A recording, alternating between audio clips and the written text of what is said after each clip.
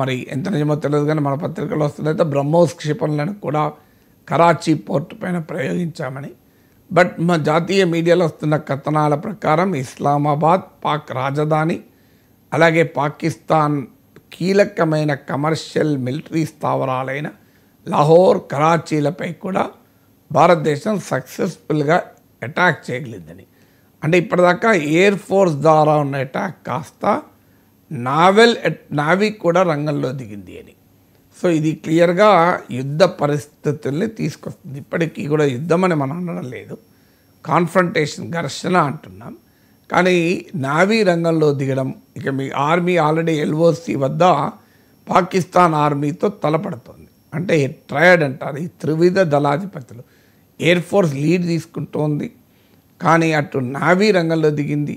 Already ఆర్మీని పాకిస్తాన్తో ఎంగేజింగ్లో ఉంది. సో అందువల్ల ఇక్కడ కూడా మనది క్లియర్ పైచేయి కనబడుతుంది. ఇది రెండవది. మూడవది ఏంటంటే డిప్లొమాటిక్ పైచేయి. ప్రపంచం ఎక్కడా కూడా భారత్ను ఖండించడం లేదు, పాకిస్తాన్నే నిందిస్తుంది ఎక్కువ దేశాలు. పాకిస్తాన్ పైన ఇప్పుడు ఉదాహరణకు మీకు అమెరికా విదేశాంగ మంత్రి మార్క్ రూబియో ఇండియన్ ఫారెన్ మినిస్టర్తో మాట్లాడుతున్నాడు, పాకిస్తాన్లో ప్రైమ్ మినిస్టర్తో మాట్లాడుతున్నాడు. ఈ ప్రోటోకాల్ తేడా చూస్తే అర్థమవుతుంది పాకిస్తాన్కు అమెరికా ఏ రకమైన విలువ ఇస్తోంది అని.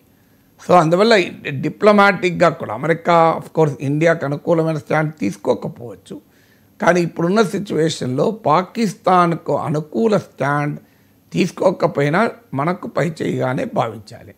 అందువల్ల డిప్లొమాటిక్ అప్పరాండి. ఇప్పటివరకు ఇస్లామిక్ కంట్రీస్ ఏవి రియాక్ట్ కాలేదు, చైనా కూడా మెటీరియల్గా రియాక్ట్ కాలేదు, మాటల్లో రియాక్షనే తప్ప మెటీరియల్గా రియాక్ట్ కాలే. రష్యా అయితే మన ఫ్రెండ్షిప్ స్టీల్ కన్నా బలమైంది అని స్టీల్ రిజాల్వ్ ప్రకటించారు, ఏకపక్షంగా పుటిన్ మద్దతు ప్రకటించారు. So India clear diplomatic upper hand కనబడుతోంది.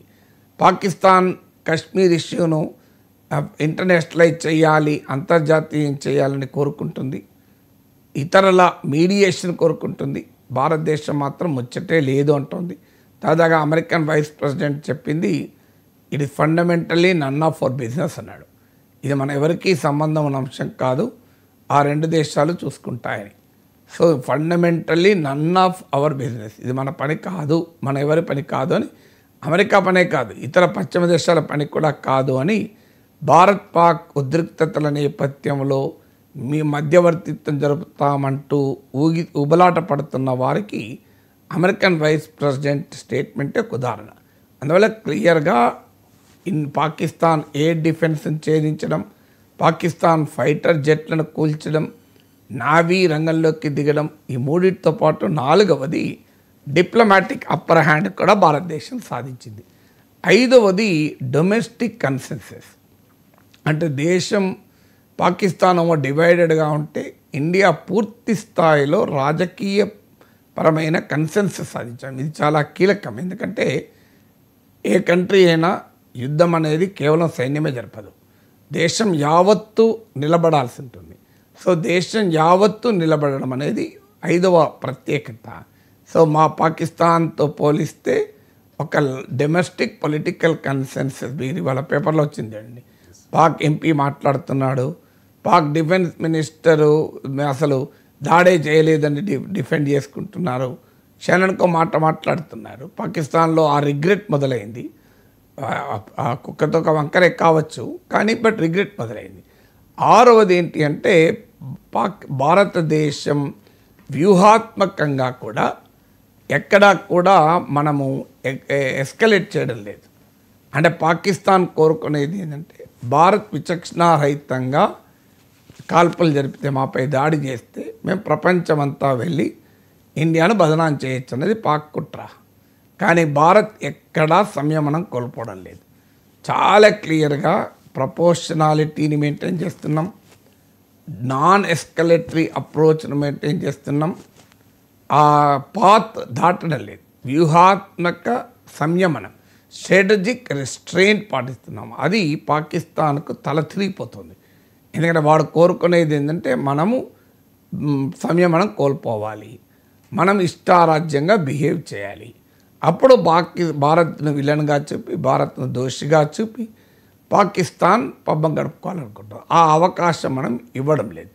7వది పాకిస్తాన్ పరిణామాలు చూడండి, ఇండియా పరిణామాలు చూడండి. ఇవాళ పేపర్లో మీకు కనబడుతుంది, బెలూచిస్తాన్ లిబరేషన్ ఆర్మీ క్వెటాను స్వాధీనం చేసుకుంది అని వార్తలు వస్తున్నాయి. అంటే ఇండియా పాకిస్తాన్ ఘర్షణని పాకిస్తాన్లో ఉన్న వివిధ వేర్పాటువాద ఉద్యమాలు ఉపయోగించుకునే ప్రయత్నం చేస్తుంది. అదే జరిగితే పాకిస్తాన్ పరిస్థితి ఉక్కిరిబిక్కిరవుతుంది. ఎందుకంటే బెలూచిస్తాన్ పాకిస్తాన్ భూభాగంలో 44%. నిన్న కాక మొన్న జాఫర్ ఎక్స్ప్రెస్ ట్రైన్నే హైజాక్ చేశారు వాళ్ళు. సో బెలూచ్ లిబరేషన్ ఆర్మీ కూడా అటాక్ మొదలుపెట్టి తెహ్రీక్ తాలిబాన్ కూడా అటాక్ మొదలు పెడితే అటు ఇండియా నుంచి దాడి, ఇటు అంతర్గత దాడి రెంటినీ ఎదుర్కొంటే పాకిస్తాన్ విలవిలలాడాల్సి వస్తుంది. సో అక్కడ కూడా చాలా క్లియర్ పైచేయి పాకిస్తాన్ పైన కనబడుతుంది. అంటే యుద్ధ భూమిలో పైచేయే కాదు, బ్యాటిల్ ఫీల్డ్ అప్పర్ హ్యాండే కాదు, బ్యాటిల్ ఫీల్డ్కు రిలేట్ అయి ఉన్న ఇకో సిస్టంలో కూడా ఇండియా క్లియర్ అప్పర్ హ్యాండ్ కనబడుతుంది. పాకిస్తాన్లోనేమో బెలూచులు ఇతరులు తిరగబడుతుంటే ఇండియాలో అంతకు ముందున్న విభేదాలు కూడా పక్క పెట్టాను. సో అంతకుముందు ఏదో చిన్న చిన్న విభేదాలు లాంగ్వేజ్ పైననో ఇంకో దానిపైనో ఇలా ఏది లేదు, అన్నీ పక్కకు పోయాయి. India is solidly behind hour arm forces. మన సైనిక బలగాల వెనకాల సమస్త భారతదేశం రాజకీయాలకు అతీతంగా అన్ని రకాల అంతరాలను మర్చిపోయి ఐక్యమైంది. పాకిస్తాన్ ఏమో ఇదే అవకాశమని వివిధ వేర్పాటువాద ఉద్యమాలు రైజ్ అయ్యే అవకాశం కనబడుతుంది. ఎక్కడ పాకిస్తాన్ రాజ్య వ్యవస్థతో దశాబ్దాలుగా పోరాడుతున్నారు. ఇప్పుడు బెలూచీలు, ఖైబర్ పఖ్తూన్వాలో, టెహ్రీక్ తాలిబాన్ పాకిస్తాన్లు, ఫస్తూనిస్తాన్ కావాలని కోరుకునేవారు. వీళ్ళందరికీ ఇప్పుడు వీక్ పాయింట్ పాకిస్తాన్.